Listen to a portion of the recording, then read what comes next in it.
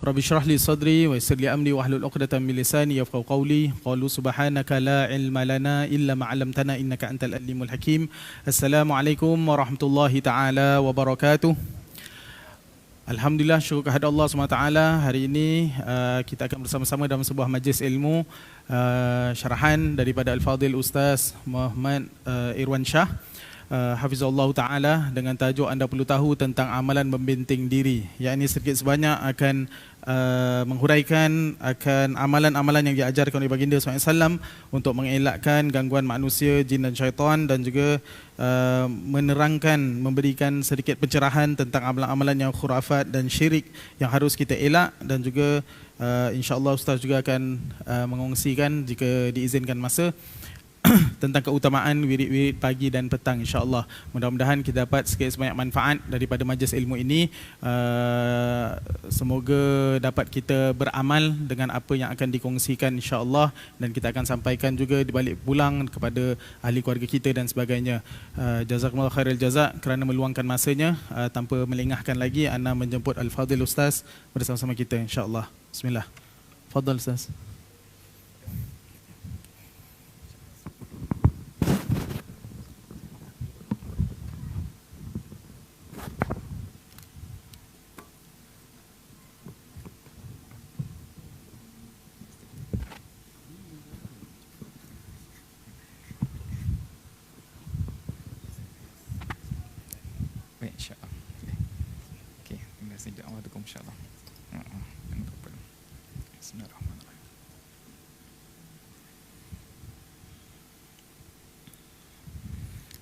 Allah.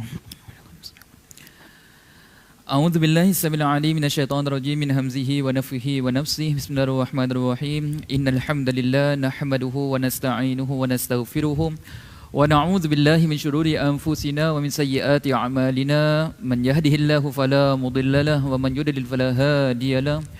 Wa asyhadu an la ilaha illallah wahdahu la syarika lahu wa asyhadu anna sayyidana Muhammadan 'abduhu wa rasuluh. Allahumma salli wa sallim wa barik ala sayyidina Muhammad wa ala alihi wa sahbihi ajma'in. Qala rabbi shrah li sadri wa yassir li amri wahlul 'uqdatam min lisani yafqahu qawli. Qalu subhanaka la ilma lana illa ma 'allamtana innaka antal alimul hakim. Yang saya hormati Imam kita Al-Fadhil Al-Ustaz Muhammad Suhaimi.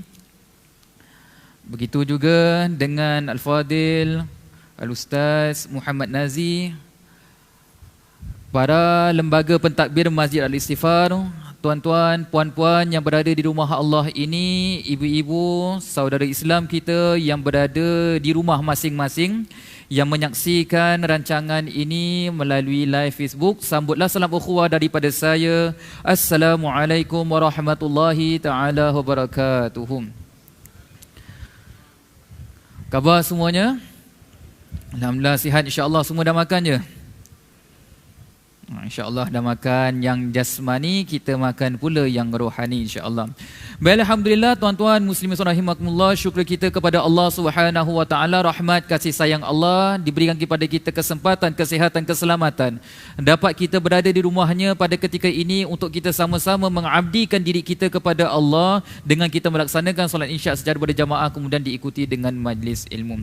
Dan pada hari ini tuan-tuan puan-puan sekalian, jangan lupa untuk berniat i'tikaf, nawaitul i'tikafa fi hadzal masjid lillahi ta'ala. Mudah-mudahan mendapat keberkatan daripada Allah, penambahan amal dan juga ganjaran daripada Allah Subhanahu wa taala. Allahumma amin ya rabbal alamin.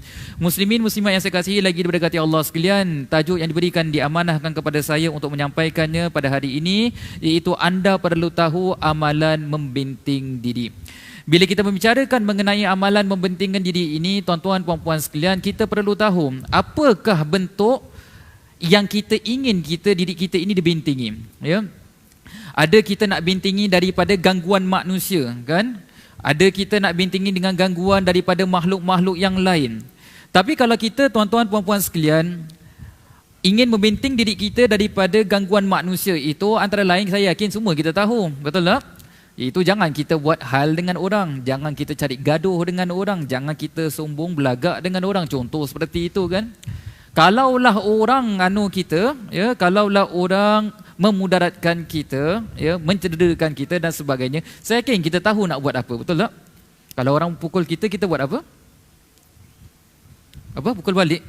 Jangan macam gitu, bahaya nanti, ya. Hari ni semua merakam, ya. Rakam kita kena, yang dirakam yang itu aja boleh jadi masalah untuk kita. Saya yakin kita tahu tuan-tuan puan-puan sekalian, kita di negeri Singapura ni, ya, kalau dalam hal-hal seperti itu kita buat laporan kepada polis, insya-Allah mereka akan melakukan siasatan dan insya-Allah dia akan lakukan hukuman yang sewajarnya. Tapi kita nak kata tuan-tuan puan-puan sekalian pada malam ini, dan saya yakin tuan-tuan juga menunggu, ya, apa yang kita ingin bentangkan pada malam ini, iaitu gangguan yang bukan daripada manusia, ya, tetapi gangguan daripada makhluk Allah yang lain, iaitu adalah antara lain adalah jin, ya. Tuan-tuan puan-puan sekalian, kalau kita katakan tadi gangguan yang dilakukan oleh manusia, ya, kita boleh pergi ke pejabat polis, kita boleh pergi buat ke apa di polis pos untuk kita membuat apa laporan. Tetapi tuan-tuan puan-puan sekalian, kejahatan manusia yang dilakukan melalui perantaraan jin ini, ya, kalau kita kena ganggu apa-apa, kita pergi ke jabat apa balai polis, kita kata kita ni diganggu oleh orang ni, rasa-rasa laku tak laku? Tak lakulah. Kita pergi doktor pun, kita pergi hospital ke pergi mana, kita kata ni saya ni kena ganggu dengan seperti ini, ya. Kita pun tidak akan dilayan dan juga kita tidak akan mampu diberikan bantuan. Kerana apa? Kerana ini merupakan sesuatu yang di luar daripada pemandangan manusia. Dan hari ini tuan-tuan puan-puan sekalian, ya, ada orang berkata, benar ke, betul ke, wujud ke gangguan daripada apa jin dan juga syaitan di zaman moden ini? Lebih-lebih lagi kita di Singapura, ada tak lagi gangguan-gangguan seperti ini, ya? Ada pula kata ni jin ni mungkin macam benda yang tak ada, mitos saja, benda-benda yang khayalan sahaja. Tuan-tuan puan-puan sekalian, kita perlu sedarkan diri kita, bila kita tidak mampu melihat sesuatu, bukan bererti, bukan bermakna benda itu tidak ada, betul tak? Kalau kita katakan contohnya pada hari ini, saya merasakan angin. Adakah saya dapat melihat angin? Saya tidak melihat angin. Tuan-tuan, puan-puan lihat, ya, kuasa elektrik yang berlangsung pada ketika saat ini. Kita nampak tak elektriknya berjalan? Kita pun juga tidak nampak. Cukup masa, cukup bulan kita dapat bilnya untuk tunaikan berapa bayarannya, kan? Begitu juga dengan kuman, bakteria yang seumpama dengannya. Jadi maknanya kita nak katakan di sini, walaupun kita tak nampak, bukan bererti benda itu tidak ada. Nah, tuan-tuan puan-puan sekalian, kalau kita katakan roh kita, nampak tak roh kita? Tak nampak, ya. Tapi ada tak ada? Ada, kan? Takkan tak ada pula roh kita. Ada roh, tapi walaupun kita tidak nampak. Dan perkara ini bukan dia ada-adakan, bahkan tertulis dalam Al-Quran, firman Allah Subhanahu wa taala, nas-nas daripada Al-Quran dan juga hadis yang menerangkan kepada kita tentang kewujudan makhluk ini. Sebagai contoh, tuan-tuan, Allah SWT berfirman dalam surah Rahman, yang tuan-tuan puan-puan saya yakin mungkin biasa mendengarkannya. Ya ma'syaral jinni wal insi in istata'tum an tanfuzu min aqtaris samawati wal ardh fanfuzu la tanfuzuna illa bisultan. Yang artinya apa? Wahai sekalian jin dan juga manusia, kalau kamu ini betul-betul dapat menembusi keluar daripada kawasan-kawasan langit dan juga bumi, maka lakukanlah, cubalah melakukannya itu. Tapi kamu tidak akan mampu menembus keluar melainkan dengan satu kuasaan yang mana mengatasi kekuasaan kami, iaitu kekuasaan Allah Subhanahu wa taala. Dan jika kita lihat dalam ayat Al-Quran pun juga, surah dalam Al-Quran pun ada surah jin. Kan, sebagai contoh surah jin, ayat yang pertama, qul uhiya ilayya annahu istama'a nafarun minal jinni faqalu inna sami'na qur'ana ajaba.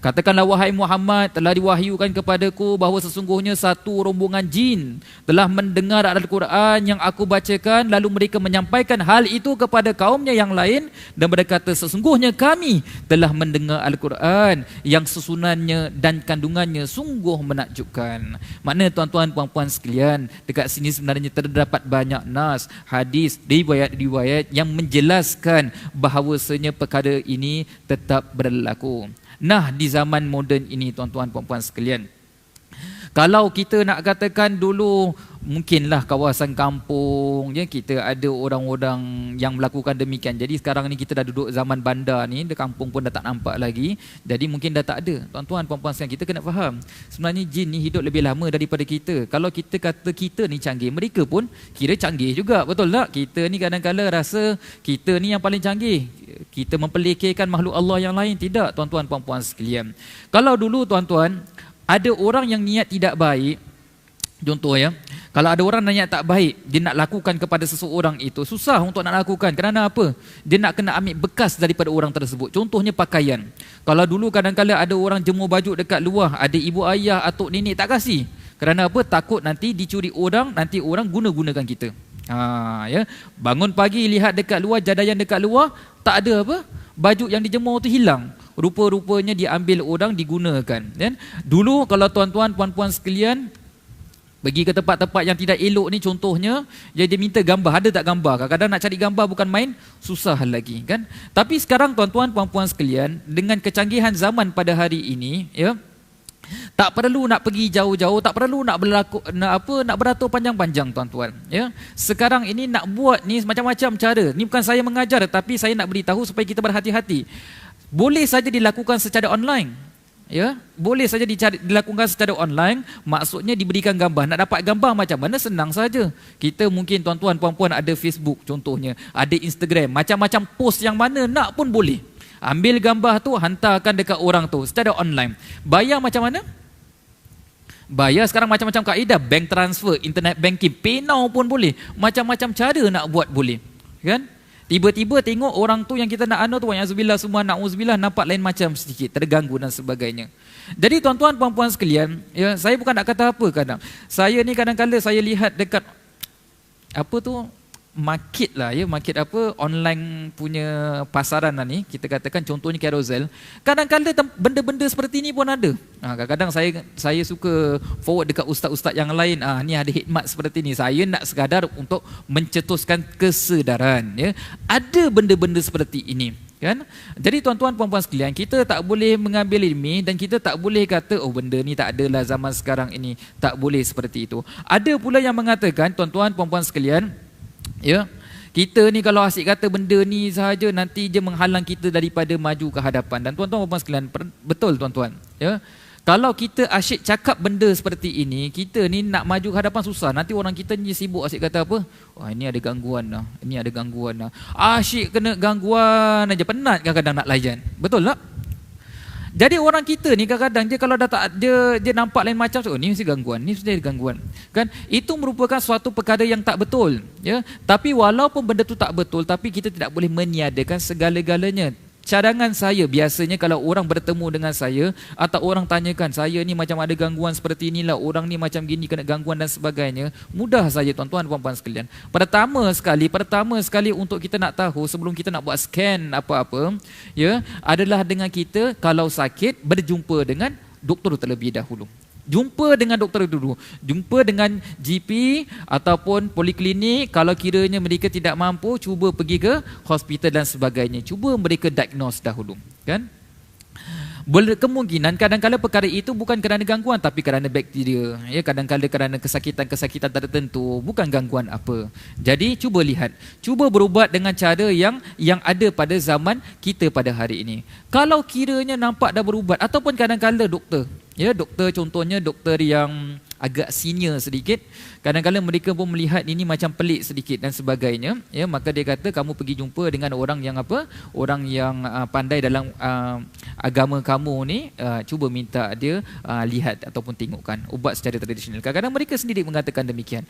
Pada ketika itu barulah kita cuba lihat betul tak ada perkara-perkara tersebut. Jadi janganlah kita asyik terlalu kata ini gangguan, ya, ini asyik gangguan sampai bila pun kita tak akan maju ke hadapan, ya. Jadi itu satu. Tapi pada waktu yang sama juga bila kita berubat ataupun nak berjumpa dengan orang yang nak merawat kita, pastikan orang tu bukanlah orang yang suka nak mengambil kesempatan lah, ya. Susah saya nak cakap ni, kerana masa kita 1 jam, sekarang dah 15 minit, lagi 45 minit saja saya ada, ya. Jadi itu kalau kita nak kenal perkara-perkara tersebut tu, saya mungkin dah rasa mungkin di suasana yang lain.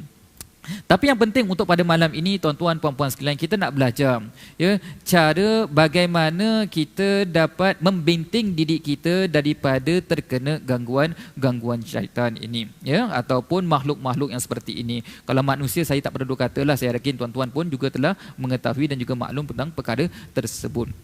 Tapi sebelum kita nak tahu apakah amalan yang perlu kita lakukan, tuan-tuan puan-puan sekalian, kita sebenarnya kena tahu apakah sebabnya ya kemasukan ataupun gangguan jin itu berlaku dalam diri kita, ya.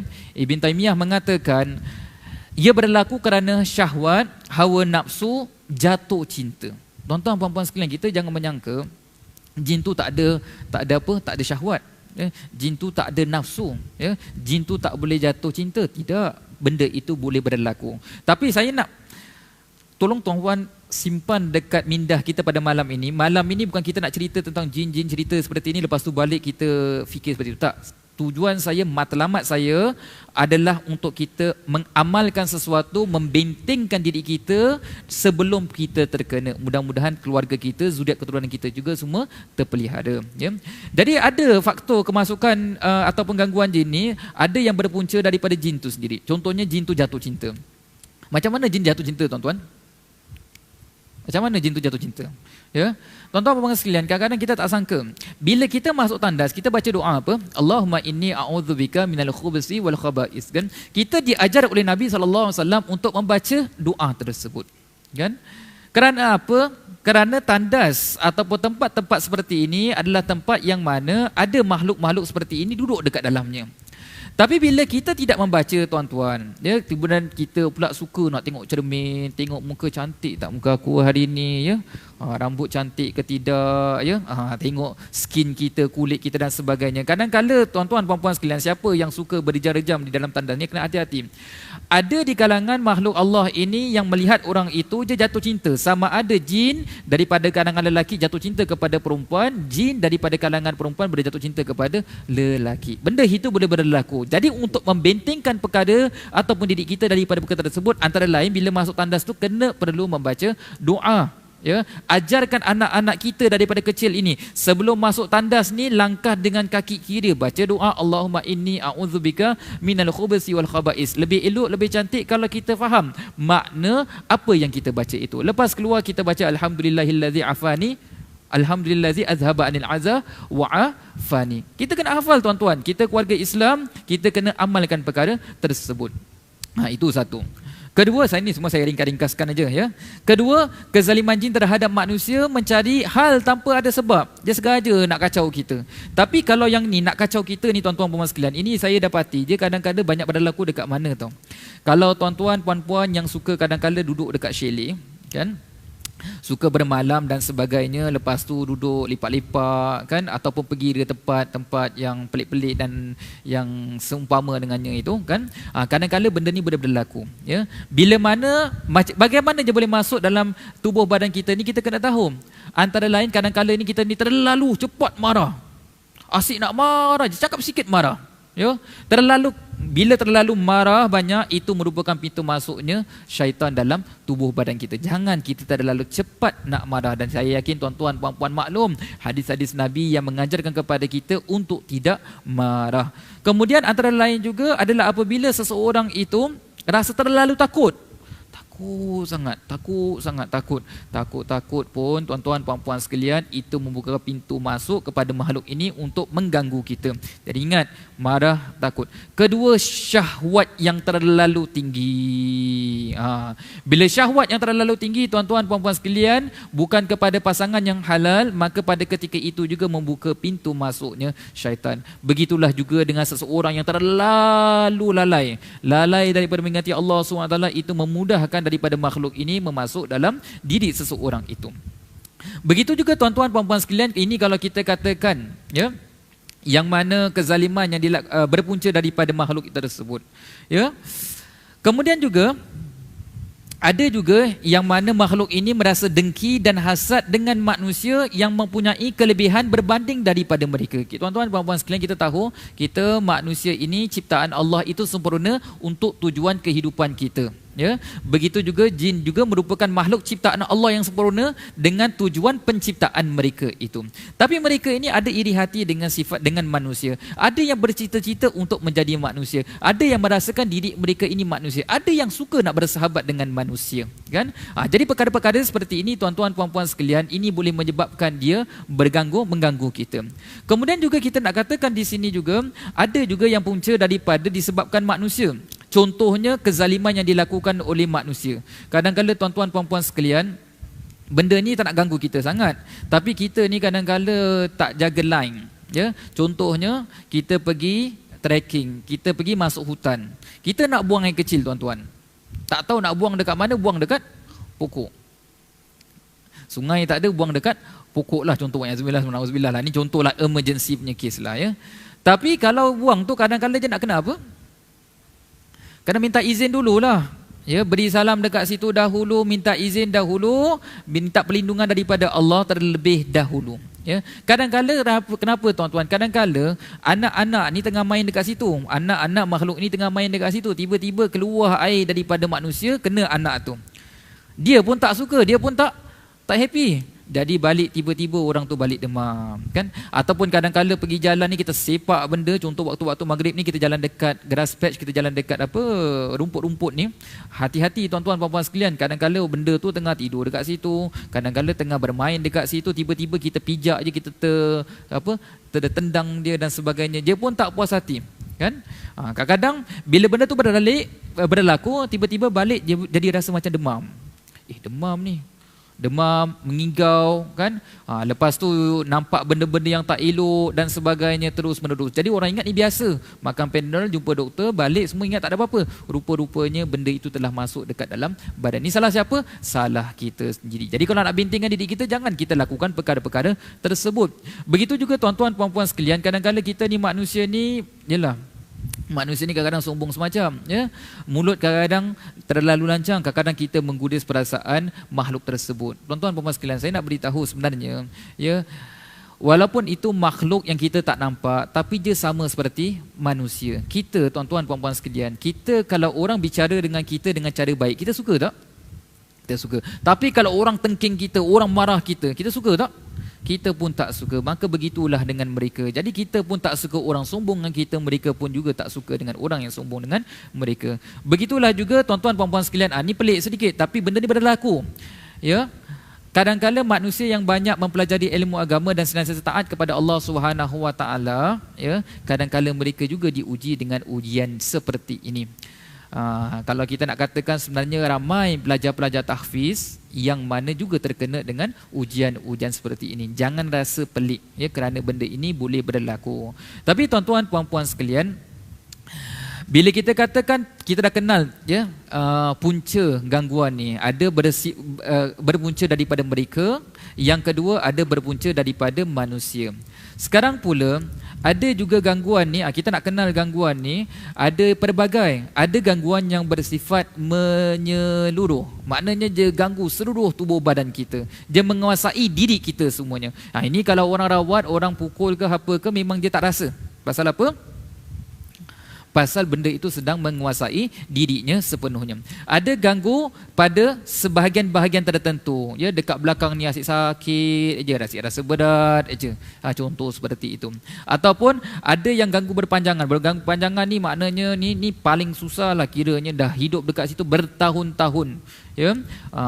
Ini nak cerita panjang, tapi tuan-tuan puan sekalian, ini bahayalah, ya. Dia kalau ada berpanjangan sangat ni, berpanjangan ni contoh macam gini, dia mulanya tak ada apa-apa. Contohnya dia pergi dekat tempat-tempat yang tidak elok ke, ya, tempat-tempat yang kotor ke, ya, pergi tempat-tempat nak cari-cari makhluk ni, tiba-tiba benda tu tutup balik. Dia ikut balik, dia tak sedar, kan? Jadi dia ingat benda ni macam remeh-temeh je, dia biarkan sampailah berbulan-bulan, bertahun-tahun. Bila bertahun-tahun dah lamanya itu, dia nak keluar menjadi satu yang sukar dan juga susah. Kemudian gangguan yang sebentar. Gangguan sebentar ini kita sebenarnya dalam bentuk mimpi, ya, mimpi yang buruk. Baik tuan-tuan puan-puan sekalian, jadi saya sengaja nak lajukan perkara tersebut supaya kita kenal sedikit, dan barulah hari ini, sekarang ini kita akan masuk mengenai amalan yang boleh dilakukan untuk mengelakkan daripada gangguan-gangguan seperti ini. Jadi tuan-tuan boleh fahamnya sekarang ni? Bentuk-bentuk dia bagaimana, ada sebab daripada makhluk tersebut, ada sebab daripada manusia, dan juga daripada manusia tu ada juga daripada sifat manusia yang dengki, yang iri hati, yang hasad. Ya, contohnya kalau orang kalau orang yang putus cinta, kan. Ada orang putus cinta, putus tunang ke apa, dia tak puas hati, kenapa diputuskan, dia hantar. Ini banyak berlaku zaman sekarang ni, masih berlaku tuan-tuan puan-puan sekalian. Tiba-tiba je rasa panas, tiba-tiba rasa meremang je. Tu nak kena dah tu ya. Banyak benda tu berlaku. Jadi kita ni hidup dekat dunia ni, dengan siapa pun kita nak kena buat baik lah. Kalau kita rasa tak sesuai, kita tolak dengan cara yang baik. Jangan kita sakit-sakitkan hati orang ya. Baik. Jadi antara amalan yang boleh dilakukan untuk mengelakkan diri daripada gangguan-gangguan yang tidak elok, ini pertama sekali kita nak ceritakan adalah mula daripada kelahiran anak kita. Biasa orang mula cerita dah besar dah, tapi sebenarnya bermula daripada anak kita yang baru lahir. Bila anak kita baru lahir, tuan-tuan puan-puan sekalian, apa yang perlu kita lakukan? Kita kena muslimah dekat atas dengar cakap azan, kena azankan. Azan di telinga kanan, qamat di telinga kiri. Anak lelaki, anak perempuan tetap perlu dilakukan, dan seeloknya dilakukan dengan seawalnya. Maknanya bila contohnya, kalau contoh suami nak bersama dengan isteri, contohnya normal delivery dekat labor ward ya. Jadi suami boleh berada dekat situ. Bila contohnya anak itu dah dilahirkan, kemudian nanti nurse dia lap sedikit lah je dan sebagainya tu, dia sedut apa yang patut dia sedut dan sebagainya itu, lepas tu bolehlah dia laungkan azan. Tapi bila laungkan azan ni tuan-tuan puan-puan sekalian, janganlah terlalu lama sangat, janganlah mendayu-dayu sangat ya. Semua padi pula je. Maknanya laungkan tu dengan apa? Dengan niat lah ya, dengan niat. Kerana Nabi SAW mengatakan, man wulida lahu maulud fa adzana fi uznihi al-yumna wa aqama fi uzunihi al-yusra lam taduruhu ummus sibyan. Ya, siapa yang dikurniakan anak kemudian diazankan pada telinga kanannya dan diiqamatkan pada telinga kirinya, maka dia itu tidak akan diganggu dengan ummus sibyan. Ummus sibyan ni apa tuan-tuan puan-puan sekalian? Umur sembilan ni kita semua tuan-tuan puan-puan sekalian, kita semua mesti kena ganggu dengan umur sembilan. Anak yang baru lahir mesti diganggu oleh umur sembilan. Kalau Allah nak kata siapa ada orang yang terlepas tu siapa? Maryam dan juga Nabi Maryam, ibu siapa? Nabi Isa. Kerana apa? Ibu Maryam itu Hannah dan juga suaminya Imran itu ya, bila mana lahirnya Maryam itu, dia membaca doa wa inni uidzuha bika wa zurriyataha minasyaitonir rajim. Jadi pada ketika itu tuan-tuan puan-puan sekalian, bila dia membacakan doa itu yang artinya dan aku memohon perlindunganmu untuknya dan juga zuriat keturunannya daripada godaan syaitan yang terkeji, yang direjam itu, maka Allah Subhanahu wa taala memberikan keistimewaan kepadanya sehingga kan dia ini tidak terganggu dengan umur sibyan. Tetapi kita semua kita kena ganggu. Soalannya, adakah gangguan itu berpanjangan ataupun hanya seketika sahaja? Jadi tuan-tuan puan-puan sekalian, bila kita azan dekat telinga kanan tu, kita kena azan dengan suara yang agak tegas sedikit, kerana kita nak kalimah yang pertama didengar itu adalah kalimah tauhid, supaya ia meresap dekat dalam hati jiwa anak itu, dan juga pada waktu yang sama juga mudah-mudahan dengan izin Allah terpelihara daripada gangguan syaitan. Ya, jadi contohnya kalau azan lah, kalau ayah pertama mungkin baru dapat pegang baby, dia pun tak tahu nak pegang sebelah mana. Kadang-kadang nurse pun suspend sikit je nak kasih dekat ayah tu, nak kasih ke tidak, tak boleh pegang betul ke tidak, takut jatuh dan sebagainya. Tapi tak apa ya. Tengoklah, kalau dia confident nak pegang, dia pegang lah ya. Kalau dia tak mampu nak pegang, dia letak dekat mana, dekat tempat bayi itu letak, bolehlah azan dekat situ ya. Azan bismillahirrahmanirrahim. Allahu akbar, Allahu akbar, Allahu akbar, Allahu akbar, asyhadu an la ilaha illallah. Seterusnya macam gitu. Maknanya kita agak tegas sedikit ya. Jadi bukan azan yang mendayu tu, tak boleh, tapi ada pada tempatnya. Dan niat pun seperti itu supaya tidak terganggu dengan umur sembilan. Terganggu sedikit tak apa ya, tapi bukan terganggu berpanjangan. Terganggu berpanjangan ni macam mana tuan-tuan puan-puan sekalian? Bila terganggu berpanjangan ni, maknanya bila je dekat rumah, contoh diaper je dah kering dah, memang baru tukar. Perutnya memang dah kenyang dah, dan dia tak kembung. Tapi dia nangis, dia lihat atas. Kan? Lihat atas macam gini. Lihat dinding lah ya. Dia takut macam gitu. Bila kita buat apa pun dia tak boleh ni juga. Tu maknanya berkemungkinan dia terlihat Ummu Sufyan ni dia suka melekat dekat dinding. Jadi kalau terkena seperti ni nak buat apa? Nak buat apa? Bacalah a'udzubillahi minasyaitonirrajim. Baca banyak-banyak. Dan kalau boleh kita alihkan pandangan anak tersebut daripada melihat dinding. Kalau dia tengah lihat atas ni, kita tiarapkan dia. Ataupun kita pegang melihat ke arah yang bawah supaya dia tidak lihat benda tersebut. Tapi kalau lebih baik tuan-tuan puan-puan sekalian boleh membaca surah yang tadi saya katakan itu yang dibacakan oleh Hannah, ya, wa inni u'idzuha bika wa zurriyataha minasyaitonirrajim. Boleh hafal tak?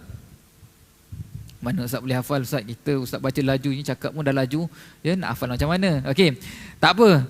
Catat dahulu, ya. Surah Ali Imran ayat 36. Surah Ali Imran ayat Surah Ali Imran ayat 36.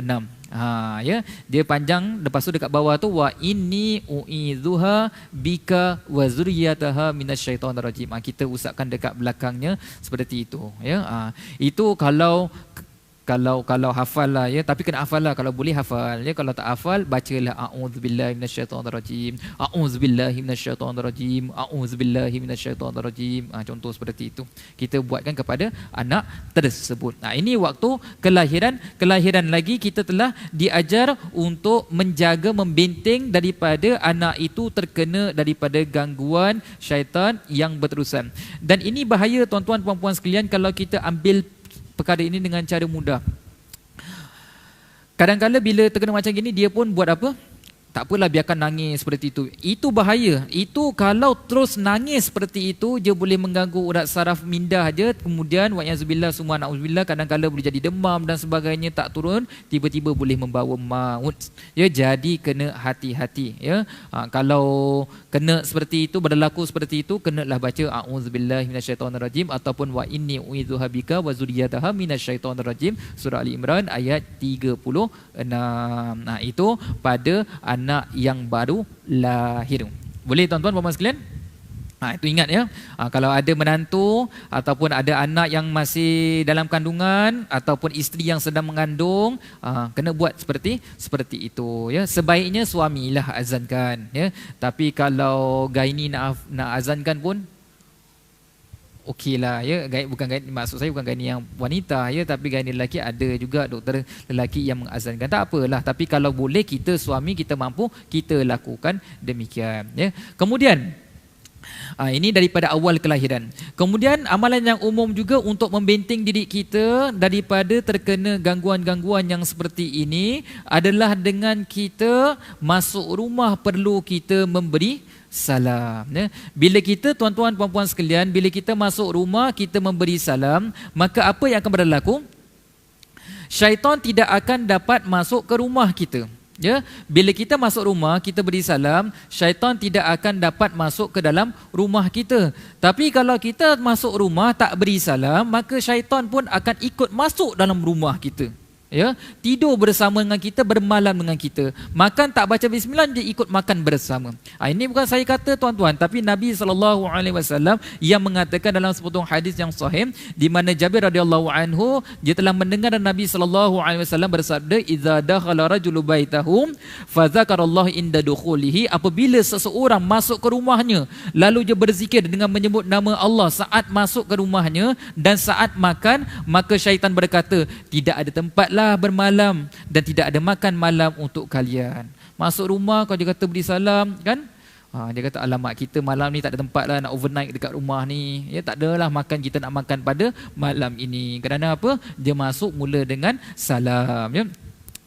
Kemudian tetapi wa idza lam, ya, wa idza lam yazkurillah, dan tetapi apabila dia itu apabila ia tidak berzikir kepada Allah, tidak membaca bismillah, tidak membaca salam saat memasuki rumahnya, maka syaitan itu berkata, kalian ni semua dapat tempat bermalam. Geng, kita malam ni dapat masuk orang tempat rumah ni. Pasal apa? Pasal dia masuk tak baca bismillah, tak baca salam. Dan apabila ia makan, saat makan pun dia tak baca, maka syaitan berkata apa? Kalian pun dapat bermalam dan makan malam di sini secara percuma. Itu tuan-tuan puan-puan sekalian. Kalau kita nak bintingkan didik kita, benda ni nampak macam mudah tuan-tuan puan-puan sekalian, tapi sebenarnya ada kesannya. Jadi masuk rumah mesti nak beri salam. Dan kalau boleh tuan-tuan puan-puan sekalian, ya, bila kita masuk rumah dah beri salam tadi satu, ya.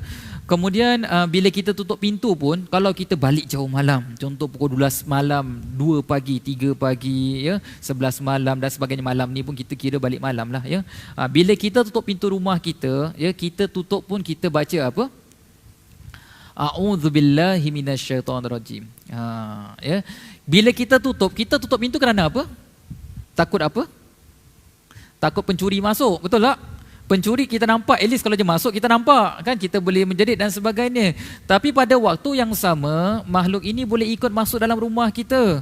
Jadi tutup dengan niat segala makhluk-makhluk yang tidak elok tu jangan masuk dalam rumah kita. Begitu juga kalau orang dahulu diingatkan kepada kita, bila tiba masuk waktu maghrib ni jangan apa? Jangan kita lupa untuk tutup tingkap kita, ya. Jadi kena apa? Kena tutup tingkap. Bila tutup tingkap pun nak kena baca apa? A'udzubillahi minasyaitonirrajim. Tapi tuan-tuan puan sekalian, orang sekarang ni bila kita kata tutup tingkap, dia kata apa? Panaslah kalau tutup tingkap. Ini waktu maghrib, ya. Waktu maghrib tutup dahululah, ya. Ya. Kalau kadang-kadang ada orang tu, orang ibu ayah cakap, tak boleh tutup tingkap, nanti syaitan masuk. Oh, apa ibu? Apa ayah? Kalau kita tutup tingkap, syaitan tak boleh masuk ke? Betul tak? Ada orang kata macam gitu, kan? Apa tutup tingkap pun syaitan boleh masuk, kalau dia nak masuk dia boleh masuk apa? Contoh dia kata macam gitu. Tapi begitulah juga sebenarnya apa yang Nabi SAW sampaikan kepada kita. Nabi pernah bersabda yang mafhumnya, tutuplah tempat berjana kamu, tutuplah tempayan, kunci pintu dan padamkan lampu ketika ingin tidur. Kerana apa? Kerana syaitan, ini bukan saya kata, tapi Nabi kata, kerana syaitan tidak pandai membuka tutup tempayan. Sebab tu kalau dulu ni orang suka, dia kata dah tak guna air tu, tutup, ya. Tidak pandai membuka pintu dan tidak pandai membuka tutup bejana. Jadi maknanya rupanya Nabi SAW yang ajarkan kepada kita. Ibu ayah mungkin cakap kepada kita, dia tak cakap tu hadis Nabi, ya, tapi rupa-rupanya itulah yang Nabi ajarkan kepada kita. Jadi bila malam tiba, maksud waktu maghrib, nak masuk waktu maghrib tu, tutup tingkap kita terlebih dahulu, ya. Nanti kalau malam lagi, lepas tu nak buka tu terpulanglah, ya. Tapi waktu maghrib tu waktu mereka sedang berkeliaran. Ya, jadi kadang-kala tuan-tuan puan-puan sekalian, bila kita tutup, dia akan masuk. Dan biasanya, bukan mesti, tapi biasanya orang-orang yang tinggal di rumah tingkat yang rendah, ya, itu lebih mudah dimasuki. Kadang-kadang apa? Kerana ada pokok-pokok di situ dan sebagainya, ya. Jadi biasanya, bukan mesti, biasanya tempat yang rendah itu mereka mudah masuk. Jadi maknanya tutuplah tingkap kita, ya. Boleh tuan-tuan puan-puan sekalian? Okey. Jadi masuk beri salam, lepas tu tutup tingkap. Kemudian selain daripada itu juga, untuk kita nak membintingkan diri kita, nanti saya cerita lebih sikit lah, tengok ada masa, saya nak habiskan yang ni dulu, ya. Nanti kalau ada cerita, ada masa, Allah izinkan kita cerita lebih sikit lah. Bila kita keluar rumah juga, keluar rumah pun jangan kita main nak keluar je. Sebenarnya keluar rumah ni kita pun ada adabnya. Islam mengajarkan kepada kita dengan membaca doa bergantung kepada Allah. Kita baca apa? Bismillahi tawakkaltu 'alallahi wala haula wala quwwata illa billah. Bukan kena belajar, kena amalkan selalu. Anak-anak kita pun kita ajar. Dah keluar rumah dah baca belum? Baca Bismillahi tawakkaltu 'alallahi wala haula wala quwwata illa billah. Kenapa? Kerana itulah yang diajarkan oleh Nabi SAW. Kerana ketika itu apabila dia membaca demikian, maka Nabi SAW mengatakan apa? Nescaya dikatakan kepadanya, cukup bagimu, kamu telah diberikan petunjuk, kamu juga telah dicukupi dan terpelihara daripada syaitan pun akan menjauhi diri kamu. Pada ketika itu tuan-tuan puan-puan sekalian, maknanya syaitan pun dia dah jauh daripada diri kita walaupun kita keluar rumah, ya. Jadi kena baca Bismillahi tawakkaltu 'alallahi wala haula wala quwwata illa billah. Dan kalau contohlah syaitan ada dekat situ, bila dia lihat kita dah baca itu, dia kata dengan geng-geng yang lain apa? Bagaimana kamu dengan seseorang yang telah diberi petunjuk, dicukupi dan juga dijaga. Jadi kamu ni macam mana? Kamu nak kacau dia macam mana? Dia dah dicukupi, dia dah diberi petunjuk, dia dah dijaga, kamu nak kacau macam mana? Tak boleh kacau. Kita cari orang yang lain. Ya, jadi keluar rumah pun perlu baca doa. Ya, okey. Ini masuk yang lebih ni sikit. Amalan yang umum juga untuk elakkan daripada gangguan. Ya, contohnya bila kita baru beli rumah. Ya.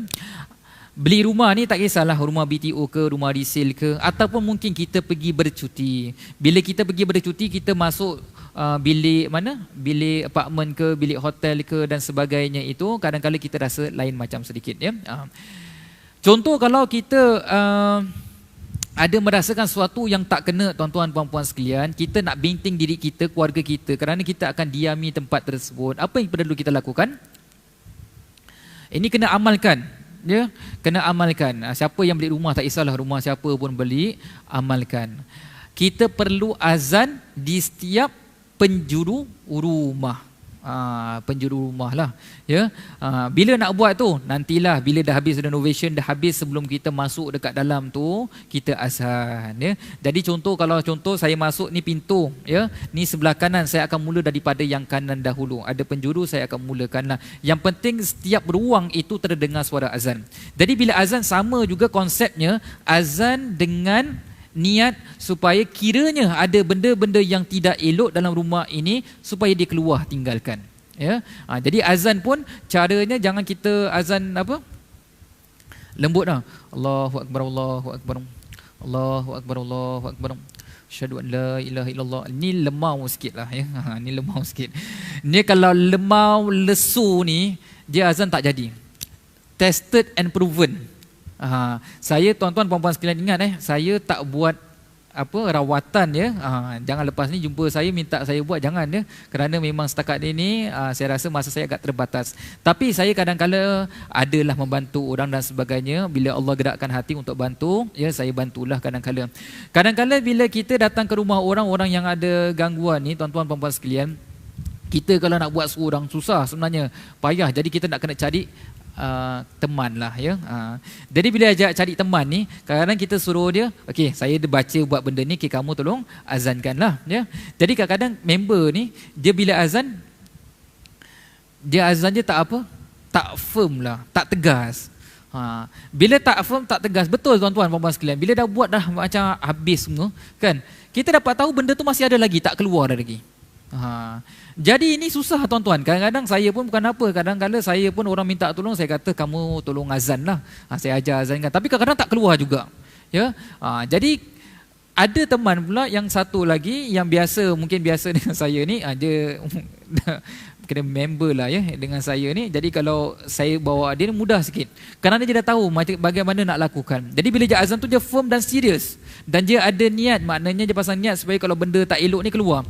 Jadi bila dia azan, alhamdulillah keluar. Ya, jadi kena azan kena betul-betul. Allahu akbar, Allahu akbar. Allahu akbar, Allahu akbar.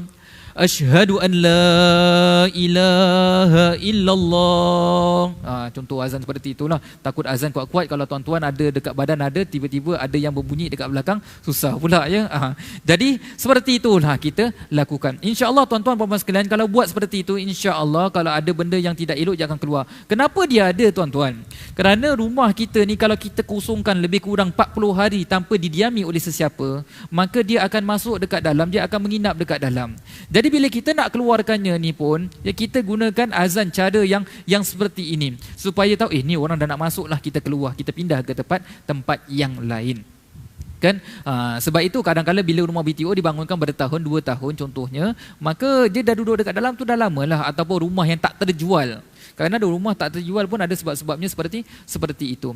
Jadi kita kenakan dengan azan. Tak perlu qomat lah, makna setiap penjuru ni maknanya apa? Each lah ya, yang mana tu kita ni. Sebelum saya terlupa, kadang saya terlupa. Alhamdulillah Allah ingatkan. Bila azan kan, tingkap kena buka tau.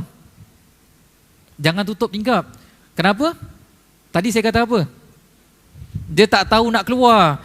Kita duk azan macam gitu, dia lari sana lari sini, lari sana lari sini, tak tahu nak keluar mana. Pasal apa? Kita tak buka jalan untuk dia keluar. Jadi kena buka tingkap sedikit. Biar dia keluar, biar dia lari ya. Tapi ingat, sebelum azan jangan lupa tutup pintu tandas. Pintu tandas tutuplah, lock pintu, bukan lock pintu, rapatkanlah, tutup. Kerana apa? Kita tak nak dia lari duduk dekat dalam. Nanti bila kita dah habis azan, dia keluar balik, dia kata dah habis dah. Okay, saya dah kira line dah clear, dah safe, dah selamat, saya keluar. Tak, maknanya jangan buat seperti itu. Kerana kita tak azan dalam tandas. Tak azan dalam tandas. Mana kita dekat dalam tandas kita azan Allah. Tu tak bolehlah. Kita kata subhanallah, mensucikan Allah itu, kita tak boleh menyebut nama Allah di tempat-tempat yang tidak elok. Ya, contoh seperti itu. Jadi ingat, ya, masuk mula daripada kanan dekat penjuru tu, beri azanlah, azankan, tingkap kita buka. Kalau dekat store nak buat pun buatlah, terpulang. Boleh dibuat azan di setiap penjuru rumah. Boleh ya. Ni kalau ni. Tapi kalau dekat mana, dekat hotel pun boleh buatlah ya. Sebenarnya saya pun nak cerita panjang, tapi dekat hotel ni memang ada dekat Singapura ni ada hotel yang terkemuka juga sebenarnya yang ada kena benda seperti itu. Dia kata sebelum ni tak ada apa-apa, tapi dia punya one of dia punya clients tu, dia buat kerja dekat situ, dia orang daripada Brunei je, solat semua dan sebagainya. Jadi dia rasa tempat hotel ni macam ada yang tak kena sedikit lah. Jadi pihak hostel tu cuba minta bantuan daripada saya. Allah izinkan untuk saya datang ke sana, saya lakukanlah. Jadi kena lakukanlah. Tapi hotel tak boleh buka tingkap. Mana boleh buat tingkap? Tempat tinggi mana buka tingkap macam mana? Jadi kena buka lah pintu ya. Jadi kita sesuaikan keadaan didik kita lah ya. Baik. Kemudian selain daripada itu, kita nak membentengkan didik kita daripada terkena perkara tersebut juga. Kalau kita ini sebaik-baiknya, bukan sahaja rumah baru kita pindah, rumah kita dah duduk lama pun, kita kalau boleh biasakan membaca surah Al-Baqarah dalam rumah. Surah Al-Baqarah ni sebenarnya tak susah mana. Cuba dia panjang aja lah. Kalau nak baca betul-betul mungkin 1.5 jam, 2 jam lah. Itu kalau biasa baca laju sedikit. Tapi kalau kita tak biasa baca, 2 bulan pun mungkin baca tak habis contohnya kan. Tapi tak apa tuan-tuan puan-puan sekalian, kita bacakan surah Al-Baqarah dalam rumah. Kerana surah Al-Baqarah ni memang istimewa. Ada orang tuan-tuan puan-puan sekalian, bila dia kena gangguan ni, dia pergi ke kedai, dia pergi beli CD Ruqyah. Banyak seperti itu. Jadi dia mainkan, ustaz saya dah mainkan CD Ruqyah ni ustaz, tapi makin menjadi-jadi dekat rumah saya. Bukan dia keluar, makin jadi-jadi. Tuan-tuan puan sekalian ingat ya, saya nak fahamkan kita ya, bahawasanya makhluk ini pun sama seperti manusia ya. Kita surah Ruqyah ni panas sebenarnya, maknanya dia macam ada bentuk ancaman dan sebagainya. Tiba-tiba kita masukkan surah tu dekat rumah kita, kita tak kasih warning ya. Tiba-tiba terus kita kasih seperti itu, orang pun tak suka. Jadi biasanya kalau tanya dengan saya kata bacakan surah Al-Baqarah sahaja dahulu. Surah Al-Fatihah dan surah Al-Baqarah ulang 3 kali. Surah Ruqyah tu jangan bacakan dulu, biarkan. Kita mula dengan cara yang lembut ya. Bila dengan cara yang lembut, nanti dia akan keluar. Kita pun tak payah nak pening-pening kepala ya. Bacakan surah Al-Baqarah ini.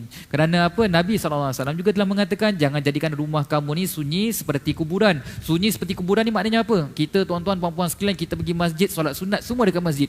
Dekat rumah tak buat solat langsung.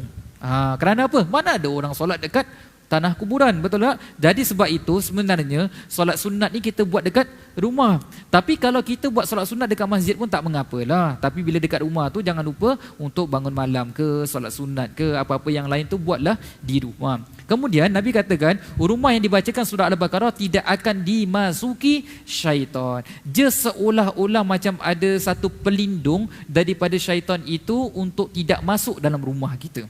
Surah apa? Al-Baqarah. Ya, jadi kita amalkan. Kalau surah Al-Baqarah ni ada orang tanya dengan saya, ni macam-macam lah ya, dah 949, 950. Ada orang tanya, ustaz kalau surah Al-Baqarah kita tak baca, mampu baca, kita mainkan CD boleh tak? Ataupun kita buka dekat handphone kita, boleh tak boleh tuan-tuan? Boleh tak boleh? Yang dekat rumah boleh tak boleh? Boleh lah ustaz. Ada yang dekat rumah tengah duduk, tengah minum air, kita haus tak minum ya. Tapi tak apa, tu rezeki kamu ya. Baik. Ada yang mengatakan tak boleh. Ada kata nanti benda tu ketawakan kita. Tak tuan-tuan puan-puan sekalian, itulah keistimewaan mukjizat Nabi SAW, kalamullah ini ya. Maknanya dia juga memberi kesan ya. Jadi kalau kita mainkan, contoh kita tak mampu nak baca, contoh perempuan wanita mungkin dia berada dalam keadaan keuzuran ya, ataupun mungkin cara kebetulan kita ni baru belajar mengaji, tak mampu nak mengaji dan sebagainya ya, ataupun kita tak mampu nak baca tu satu kali tu memang susah sebagainya. Jadi kita boleh membacakan melalui CD ataupun handphone ni saya tak berapa galakkan lah, tapi saya kata kalau CD tu lebih elok Baik. Bila bacakan itu tuan-tuan puan-puan sekalian, sama kaedahnya, ingat ya, pintu tandas tutup, ya, jendela buka sedikit supaya kalau dia ada dia nak keluar dia boleh keluar. Kemudian bila mainkan itu, mainkanlah bacaan tersebut, dengarkanlah bacaan tersebut itu dalam suasana yang bukan terlalu kuat dan bukan terlalu perlahan. Makna sederhana, kalau kita dengarkan dekat hall boleh dengar, dekat bilik nombor 1, 2, 3, 4, ya, 5, 6, 7, 8, tak ada orang sampai 8 bilik dan dah turun rumah ya. Kecuali rumah kombo ke je, jambu ke ataupun rumah sebuah lain ceritalah ya. Baik, maknanya dapat didengari. Bila dapat didengari itu okey, tapi kalau tak dapat dengar itu perlu dikuatkan suaranya ya. Jadi dengarkan. Boleh dibuat pada waktu malam. Ya, waktu kita nak tidur ke, bacakan sekali surah tersebut. Itu boleh ya. Ataupun kita tengah buat kerja, ustaz saya ni selalu sibuk ustaz, saya nak masak, saya nak gosok baju, boleh tak saya buat waktu-waktu tersebut? Boleh. Buat, dengarkan seperti itu pada waktu tersebut, boleh ulang 3 kali dalam seminggu, mesti 3 kali ya. Lepas tu kena buat berminggu-minggu lah. Itu kalau permulaan, kalau rumah memang ada apa-apa. Tapi kalau tak ada apa-apa, kita ulangkan seminggu sekali pun dah kira tak ada masalah lah, insya-Allah boleh. Tapi tak elok, contohnya kena jaga adab, tak eloknya kalau contohnya kita membacakan surah ini, dengarkan surah ini, kemudian kita ni duk sibuk apa, tengok cerita Hindustan. Ini memang benda nak lari pun je tengok orang ni tak sopan sungguh. Aku sibuk lari, kau sibuk tengok cerita ni. Ni memang melampau lah ya. Ni kalau kena cekik ke kena apa tu memang orang panggil you ask for it lah ya. Itu gurau je saya kata ya. Tapi kenalah jaga adab sedikit ya, tak sopan sungguh benda tu ya. Baik. Jadi sama seperti yang saya katakan tadi ya, kita buat pada waktu seperti itu. Tapi kadang-kadang tuan-tuan, minta maaf ya, kadang-kadang bila mainkan ini, kadang-kadang dia tiba-tiba kita punya player tu termati tau. Ya. Kalau termati macam mana? Hidupkan lagi, ya. Kalau termati juga maknanya memanglah ya, memang rumah tu ada apa? Ada sesuatu lah ya. Baik, kemudian itu tentang amalan yang umum ya. Tadi kita kata masuk beri salam, keluar baca doa, tutup tingkap baca a'udzubillah, buka tingkap pun kita baca doa dengan bismillah ya. Baik, sekarang ni kita masuk pula dalam amalan yang berupa wirid.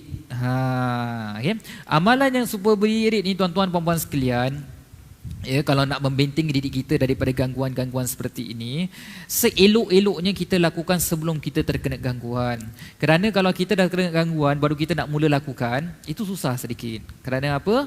Kerana dah ada saluran yang dia tahu pintu masuknya. Dia dah tahu ni kita boleh masuk daripada sini. Jadi susah sikit. Bukan tak boleh, boleh, tapi susah sikit. Tapi seelok-eloknya adalah sebelum terkena gangguan ya. Kerana tidak akan selamat daripada syaitan ini kecuali dengan zikrullah. Kita tidak boleh terselamat daripada gangguan-gangguan seperti ini kecuali dengan kita senantiasa mengingati Allah Subhanahu Wa Taala. Ada banyak sebenarnya wirid-wirid yang boleh diamalkan. Tapi saya rasa dah 9.52 ni, saya ada banyak ni macam mana Macam gitulah ya. Begitulah kesudahannya. Tapi antara zikir yang boleh dipakai, yang boleh diamalkan tuan-tuan puan-puan sekalian, tested and proven, semua tested and proven ya, tapi yang ni saya suka sekali, mudah. Bacalah la ilaha illallah wahdahu la syarikalah lahul mulku wa lahul hamdu wa huwa ala kulli syai'in qadir. Bila tu kita biasa baca tu? Selalu subuh dengan maghrib kan, imam biasa baca ya, contoh 10 kali. Tapi kalau kita nak membenting diri kita ni, baca 100 kali. Berapa kali? 100 kali. Tiap-tiap hari bacalah, tak mesti di atas tika solat. Waktu kita memandu, ketika kita tunggu bas, waktu kita serika baju, kita baca. Waktu mandi jangan baca ya. Dekat tandas tak bolehlah baca. Jadi kita baca la ilaha illallah wahdahu la syarikalah lahul mulku wa lahul hamdu wa huwa ala kulli syai'in qadir. La ilaha illallah wahdahu la syarikalah lahul mulku wa lahul hamdu wa huwa ala kulli syai'in qadir. Baca ini 100 kali. Nabi SAW bersabda ya, yang mafhumnya, barang siapa yang membaca man qala la ilaha illallah wahdahu la syarikalah lahul mulku wa lahul hamdu wa huwa ala kulli syai'in qadir dalam satu hari 100 kali, maka ia akan mendapat pahala setara dengan orang yang membebaskan, memerdekakan seorang hamba. Ditulis, dicatatkan kepadanya 100 kebajikan untuknya, dihapuskan 100 dosa daripada dirinya, dan dia akan menjadi penangkal baginya daripada syaitan pada hari itu hinggalah pada waktu petang hari. Dan tidak ada seorang pun yang boleh melakukan yang lebih baik daripada orang yang melakukan lebih daripada orang tersebut. Jadi saya nak kata tu tadi tu, bila Nabi SAW mengatakan dia akan menjadi penangkal baginya daripada syaitan pada hari tersebut, itu yang betul. Tuan-tuan, puan-puan, cuba buat. Cakap tak guna, tuan-tuan. Cakap banyak haus. Ya? Tapi tuan-tuan, puan-puan kena buat. Betul tak? Kena buat. Cuba buat. La ilaha illallah wahdahu la syarikalah lahul mulku wa lahul hamdu wa huwa ala kulli syai'in qadir. La ilaha illallah wahdahu la syarikalah. Bacalah dia terpulang. Ya? Baca berapa kali. Tak payah kira dah 100 dah genap. Buat lebih baik. Lebih banyak lagi bagus. Ya? Boleh lakukan. Nanti kesannya bagaimana, tuan-tuan puan-puan sekalian, kan? Kalau contoh ada orang ada dekat sini jadi gangguan, kan? Tiba-tiba benda tu nak kena dekat kita, kan? Dia akan buat kita rasa apa? Ada tau, ada perasaan dia tau, ada rasanya tau. Tiba-tiba berdua rumah kita macam ternaik je. Itu maknanya apa?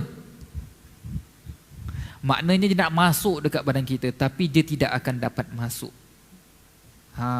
Ini antara amalan yang dilakukan oleh orang-orang yang melakukan perubatan.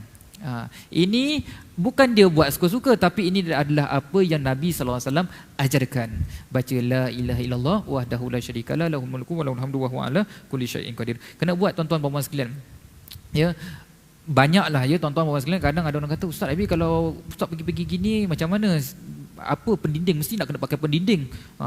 Pendinding kita tak payah nak pakai tangkal, tak payah pakai benda-benda yang pelik-pelik, ajaib dan sebagainya itu, tapi kita baca la ilaha illallah ni sudah cukup menjadi pendinding kita. Ya.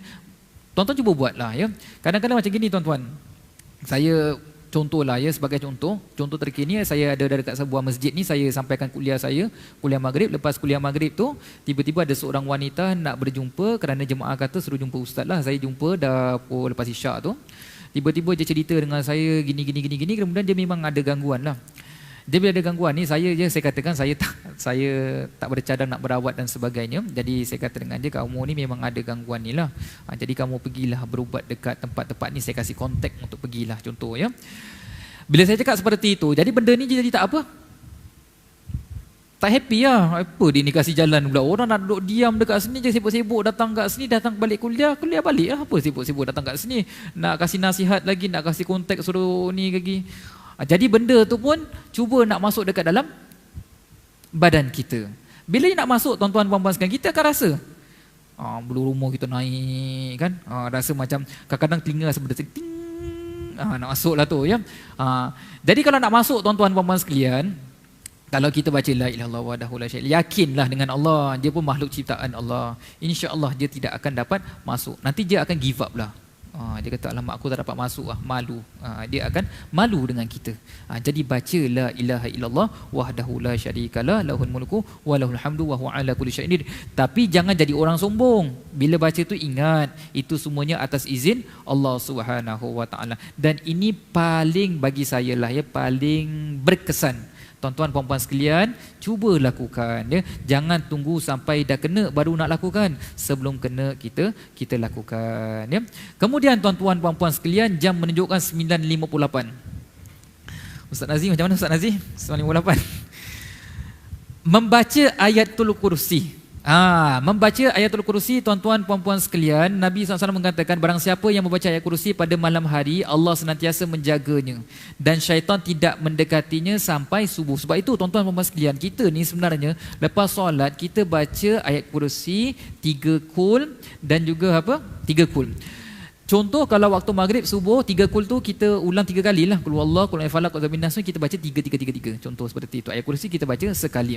Kalau kita solat berjamaah, mungkin kita tak akan baca berjamaah. Sebabnya kenapa? Kadang-kadang kalau kita nak baca ramai-ramai, imam nak pandu baca ramai-ramai, boleh jadi ada orang masbuk. Bila dia nak solat kita baca, boleh mengganggu bacaan mereka. Jadi tapi tak kisah. Lepas kita solat sunat, kita nak baca, kita baca. Ya, kita baca. Itu menjadi pelindung kita. Jadi bila kita membaca ayat kursi ini, insya-Allah dia akan dipelihara oleh Allah SWT daripada gangguan syaitan. Sebab itu anak kecil tuan-tuan puan-puan sekalian, bila tengah nak tidur ni, kita tidur baca doa apa? Tidur baca doa apa ya? Selamat tidur. Ada tidur baca doa Facebook. Pasal apa sebelum tidur tengok Facebook sampai handphone jatuh dekat kepala. Ya. Ada anak kecil dia cerita ibu je tidur, handphone jatuh kat kepala. Dia cerita dengan dengan kawan sekolah dia. Baik, jadi nak cerita dekat sini baca ayat Kudutul Kursi. Baca ayat Kursi, kita baca Allahu la ilaha illa huwal hayyul qayyum sampai habis, kemudian kita tiup dengan selembut-lembut tiupan dekat tangan kita, lepas tu kita usap dekat anak kita daripada hujung kepala sampai hujung kaki, minta perlindungan daripada Allah, insya-Allah anak itu tidak akan terkena gangguan. Begitu dengan kita jugalah, kita baca, kita tutup dengan badan kita ini. Kita baca ayat Kursi. Dan ini tuan-tuan puan-puan sekalian, ada riwayat daripada Ubay bin Ka'ab radhiyallahu anhu bahawa satu ketika ada seorang jin mencuri kebun kurma je. Ya, satu jin ni masuk curi kebun kurmanya. Jin itu beliau tangkap. Ubay bin Ka'ab ni tangkap untuk dilaporkan, diberitahu kepada Nabi SAW. Kemudian jin tu kata, tolonglah lepaskan aku. Ya, jangan bawa aku jumpa dengan Nabi SAW, lepaskan aku. Jadi jin tu kata, okey tak apa. Sebagai ganti, dia mesti ada pergi ada kembali kan. Jadi kata okey, sebagai ganti untuk kau lepaskan aku ni, aku akan ajar kau satu wirid yang mana engkau baca. Jin tu mengatakan apa? Allahu la ilaha illa huwal hayyul qayyum, surah ataupun ayatul kursi. Lalu dikatakan barang siapa yang membacanya ketika petang, maka dia akan dilindungi daripada gangguan kami, itu syaitan, jin ni, sampai waktu pagi. Barang siapa membacanya pada waktu pagi, maka dia akan dilindungi daripada gangguan kami sampai waktu petang. Jadi Ubay ni kata, ni boleh kau percaya dengan jin ni? Jadi dia pun datang berjumpa dengan Nabi SAW dan ceritakan hal tersebut kepada Nabi SAW. Lalu Nabi SAW mengatakan, si makhluk yang jelek itu, yang tidak elok itu berkata benar. Maknanya dia kata betul, kalau baca ayat kursi seperti itu, diorang tak akan dapat ganggu. Ni cerita daripada riwayat Nabi SAW. Ya, jadi kita baca ayat kursi. Tapi tuan-tuan puan-puan sekalian, ada orang baca ayat kursi tapi kena ganggu jugalah. Itu bagaimana? Saya dululah Ustaz. Ni dululah, ni cerita dulu ya. Ingat ni cerita dulu. Dulu saya bila lakukan amal ataupun saya praktis lah, bukan praktis lah, saya buat benda ni kan. Ada makhluk ni, kita nak keluarkan daripada jasad ni, kita dah nak keluarkan, dia dah masuk Islam, dah nak keluarkan. Jadi bila nak keluarkan ni, sebelum dia nak keluar tu, last words kita tu apalah dekat dia.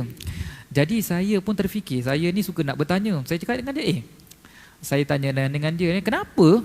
Betul ke kalau orang membaca ayatul kursi, kamu ni, makhluk jenis kamu ni tak boleh ganggu dia? Dia kata betul. Saya cakap, tapi kenapa orang ni baca dia kena ganggu? Pasal dia baca dia tak faham. Dia cakap macam gitu. Jadi saya kata, oh rupanya dia tak faham rupanya. Jadi kena ganggu. Dia cakap, okeylah. Kerana dia dah masuk Islam, lepas tu kita lepaskan dia.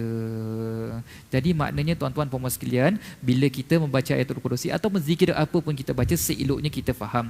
Kalau kita tak dapat maksud ataupun apa tafsirnya, dapatkanlah terjemahannya. Baca ayatul kursi itu. Kerana itu yang dapat membenting kita daripada gangguan-gangguan yang tidak elok. Ya.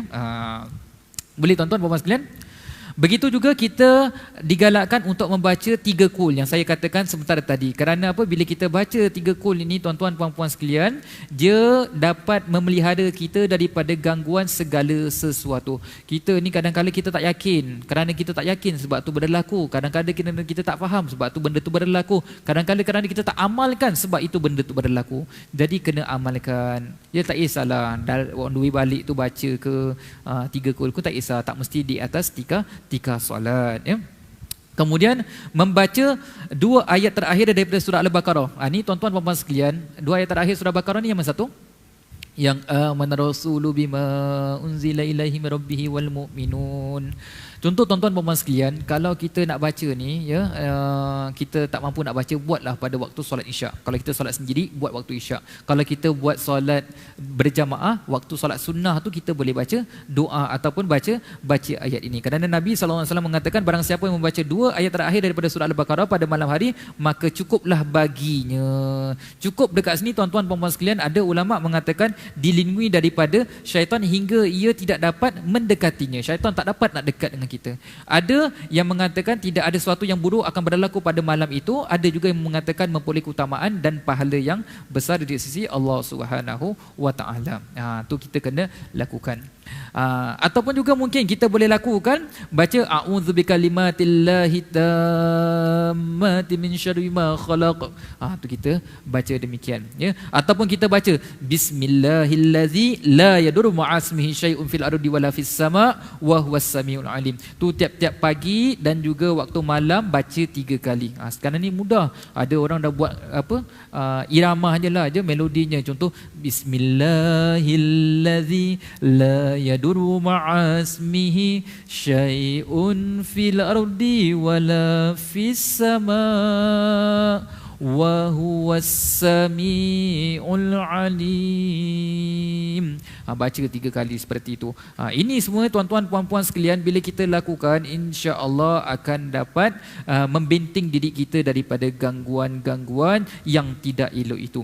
Jadi ada banyak sebenarnya zikir-zikir yang lain. Ada dengan kita senantiasa memelihara solat berjamaah, ya, ada dengan senantiasa kita solat pada awal waktu. Banyak benda yang boleh kita lakukan untuk kita pelihara. Tapi tuan-tuan puan-puan sekalian, ya, kita pilih yang mana bersesuai dengan kita. Itulah indahnya ajaran Islam. Nabi SAW memberikan kepada kita banyak jalan, tapi kita pilih yang mana kita nak mudah kita lakukan. Contohnya bismillahillazi la yadurru ma'asmihi syai'un fil ardi wala fis sama wa huwas samiul alim. Baca 3 kali, bukan susah sangat. La ilaha illallah wahdahu la syarikalah, tak susah sangat baca.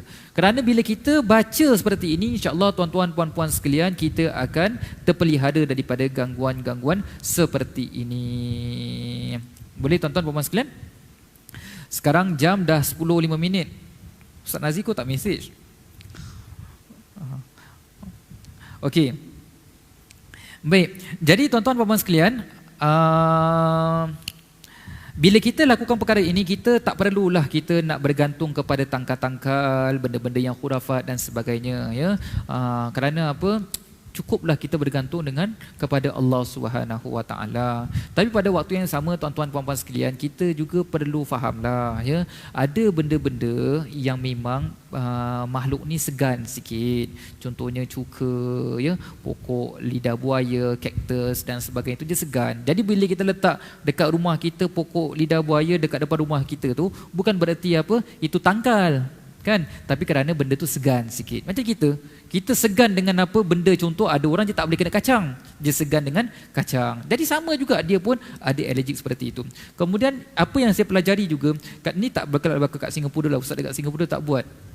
Tapi kadang-kadang ustaz ataupun guru lah, ya, di Indonesia itu kadang-kadang bila orang terkena seperti ini, dia kata dengan orang ni, ini ada satu kertas ni ditulis lah, ya, tulis ayat, kamu simpan baik-baik benda ni, ya. Kamu simpan baik-baik benda ini, jangan kamu tinggalkan, dan kamu kena baca zikir ini.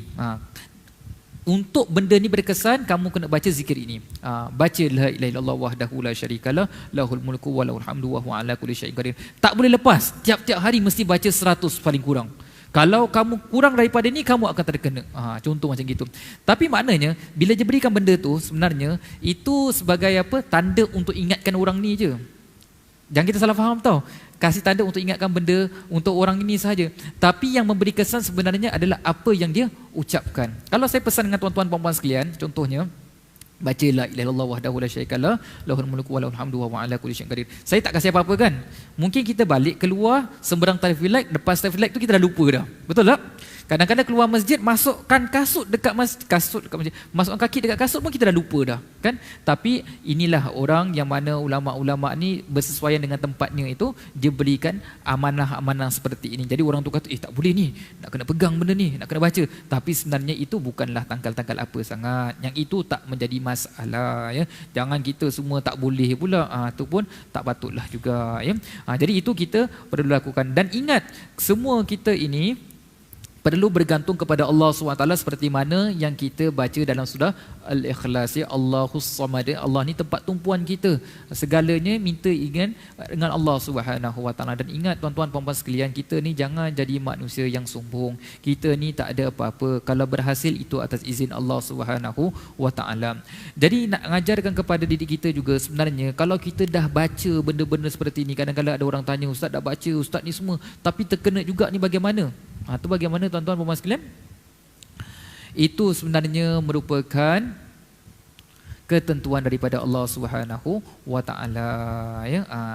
Jadi bila Allah yang izinkan benda tu berlaku pada diri kita, dan ada sebenarnya sesuatu yang kita tak faham kenapa benda tu boleh berlaku dekat diri kita. Mungkin terkena kerana kita baca kita tak faham. Bila kita baca tak faham, kita tak ngerti, kita tak hayati. Mungkin benda itu berlaku kerana ada kesilapan diri kita. Mungkin benda tu berlaku Allah nak naikkan darjat kita. Macam-macam sebab boleh berlaku yang kita manusia belum faham. Bila belum faham bukan berarti tidak baik. Boleh jadi ada banyak kebaikannya yang lebih yang kita tidak mengetahui. Tapi pada waktu yang sama juga, ya, kalaulah contohlah, ya, kadang saya pun susah nak cakap, ada orang dia perutnya apa? Membesar, ya. Membesar, pergi doktor pun tak tahu, tiba-tiba doktor sebut keluar apa?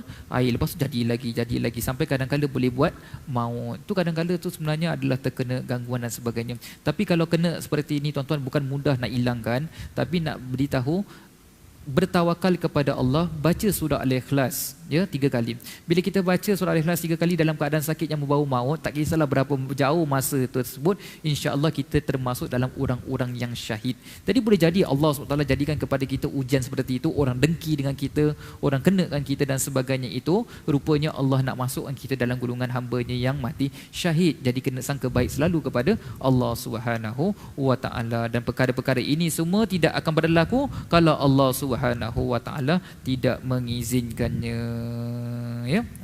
Baik, Ustaz Nazri dah mesej, saya baca dulu apa mesejnya. Astagfirullahalazim. Jadi saya kira cukuplah dekat sini. Cuba Ustaz Nazib kata if okay on, if tengok penat, kita try buat bahagian kedua pada bulan Mei, insya-Allah lah, ya, kita tengok bagaimana. Tapi saya rasa untuk malam ni cukuplah, ya. Cukup untuk jemaah yang dekat sini, nanti balik malam yang dekat rumah tu memang seronok lah, boleh minum air, minum teh dan sebagainya, ya.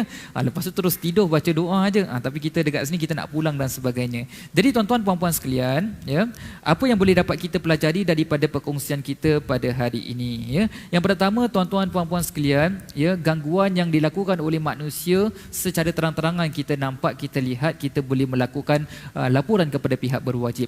Tapi gangguan yang dilakukan oleh makhluk yang halus ini, ataupun gangguan yang dilakukan oleh manusia menerusi makhluk yang halus ini, kita tidak boleh melakukan laporan-laporan tersebut. Tapi yang boleh kita lakukan adalah dengan kita melakukan rawatan yang bersesuaian dengan ajaran Islam. Jangan berjumpa dengan bomoh dan yang seumpama dengannya, kerana alamak subhanallah. Itulah, ya. Kerana apa tuan-tuan jangan berjumpa, walaupun terdesak jangan jumpa, kerana, ya, saya nak ringkaskanlah, ya.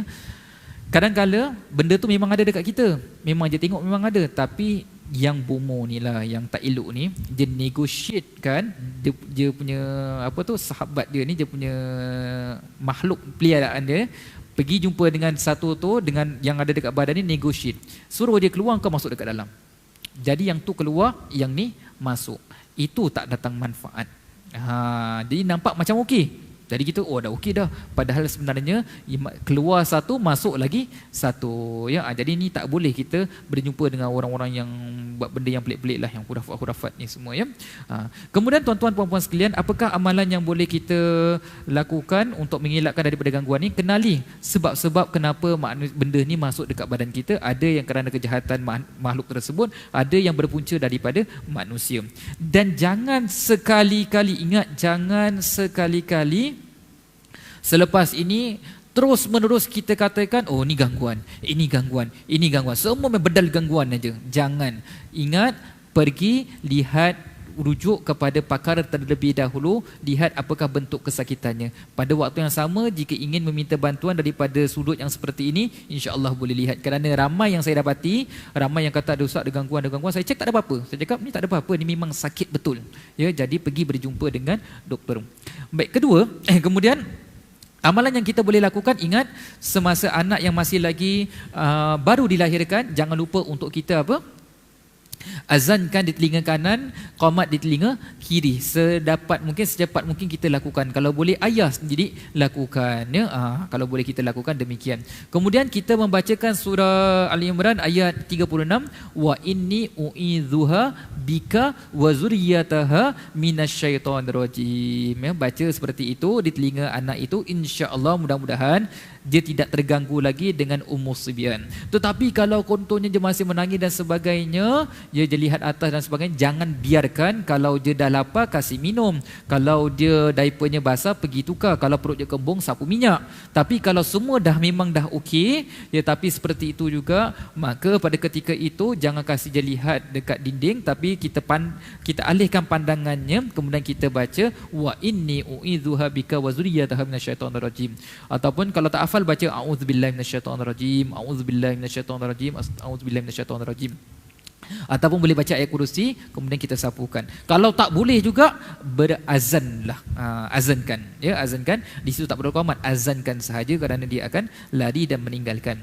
Kemudian bila kita amalan yang lain juga, bila masuk rumah kita baca salam, keluar rumah baca bismillahirrahmanirrahim. Bila tutup tingkap jangan lupa, tutup pintu jangan lupa untuk membaca a'udzubillah. Begitu juga ketika kita membukakannya. Kemudian juga jangan lupa kita ini, kalau rumah yang baru, azankan di setiap penjuru, dan azan bermula daripada kanan dan azan dengan suara yang tegas. Amalan wirid yang boleh kita lakukan, ingat, baca la ilaha illallah wahdahu la syarikalah lahul mulku wa lahul hamdu wa huwa ala kulli syai'in qadir. Banyak kelebihannya, antara kelebihannya adalah mendapat perlindungan daripada gangguan syaitan. Baca apa lagi? Baca ayatul kursi. Kalau boleh cuba fahamkan. Baca apa lagi? Baca 3 kul. Ini ayat kursi 3 kul memang sunnah kita baca selepas solat. Kemudian baca apa lagi? Surah Al-Baqarah, 2 ayat terakhir daripada surah Al-Baqarah. Kemudian banyakkan memulakan sesuatu dengan bismillah, perlindungan daripada Allah.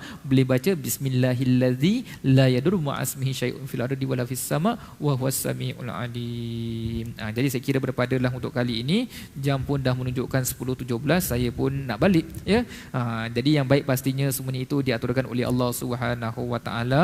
Saya kira berpadalah untuk kali ini. Mudah-mudahan tuan-tuan puan-puan yang berada di rumah Allah ini adalah sedikit sebanyak penambahan ilmu, ada manfaatnya. Begitu juga yang ada di rumah sana, yang mudah-mudahan dapat dimanfaatkan, diamalkan dan disebar-sebarkan, kerana insya-Allah perkara-perkara ini memang kita perlukan, semua kita memang memerlukan. Dan paling penting sekali kita kena ingat bahawasanya kita ini adalah hamba Allah, dan tempat yang bergantung kita yang sebenar-benarnya adalah kepada Allah Subhanahu wa taala. Kalau orang rawat kita ini pun, dia hanyalah ada penyebab sahaja, tapi yang menyembuhkan, yang menjadikan semuanya itu adalah Allah Subhanahu wa taala. Kita berdoa kepada Allah, mudah-mudahan Allah Subhanahu wa taala memelihara kita, ahli keluarga kita, zuriat keturunan kita daripada gangguan-gangguan yang tidak elok di dunia ini, daripada hasad dengki manusia, daripada mata-mata ain yang tidak elok yang melihat kita, yang boleh memudaratkan diri kita, harta kita, keluarga kita, zuriat keturunan kita. Dan kita dengan itu, kita mudah-mudahan semakin hari semakin kita mengabdikan diri kita kepada Allah, semakin hari semakin kita bergantungkan pengharapan kita hanya kepada Allah SWT, dan semakin hari semakin Allah Subhanahu wa taala memberikan keredaannya kepada kita semua. Allahumma amin ya rabbal alamin. Kita tangguhkan dengan tasbih kafarah dan suratul As. Bismillahirrahmanirrahim. Subhanakallahumma wa bihamdika asyhadu an la ilaha illa anta astaghfiruka wa atubu ilaik. Bismillahirrahmanirrahim. Wal 'asri innal insana lafi khusr illa allazina amanu wa 'amilus solihati wa tawassaw bil haqqi wa tawassaw bis sabr. Aqulu qawli hadza wa astaghfirullahal azim li wa lakum. Wassalamu alaikum warahmatullahi taala wabarakatuh.